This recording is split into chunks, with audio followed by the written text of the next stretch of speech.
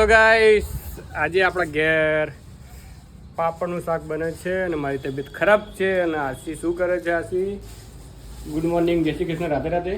Good morning, જય શ્રી કૃષ્ણ, રાધે રાધે. શું કરે? પાપડનું શાક બનાવે. પાપડનું શાક બનાવું છું.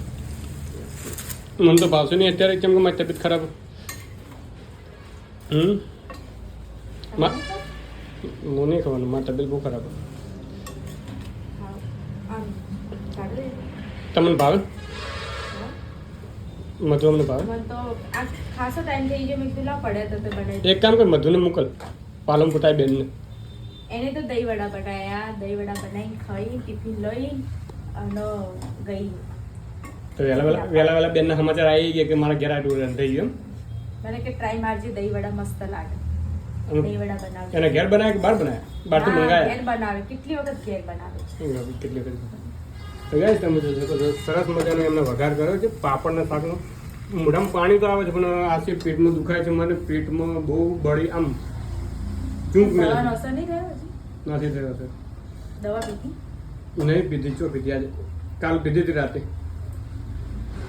એનું ચોકલેટનું નામ આલ્યું તો પેટમાં જ ઉતરી ને. યાર એમ કીધું ને કે દવા છે તો પેટમાં ના ઉતરો.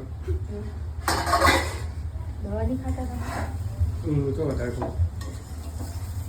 તો હું તો કહું નહીં બરાબર બને? મસ્ત બને એમ. મોઢામાં પાણી આ કહું તો છું.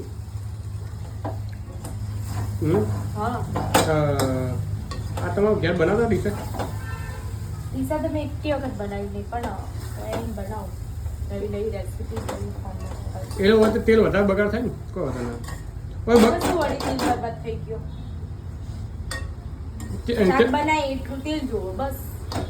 કેટલું વસ્તુ જીવ અંદર. અને તમારું તેલ કેમ બરબાદ થાય? ખાવાનું નહીં? મારે તો નહીં ખાવાનું એટલે કહું છું ને. તમારે ના ખાવાનું, અમારે તો ખાવાનું. અંદર કેટલું વસ્તુ જીવ. ડુંગળી અને ટામેટા અને કોથમીર ને મરચા અને તેલ ને મરચું ને એ બધું ગયું.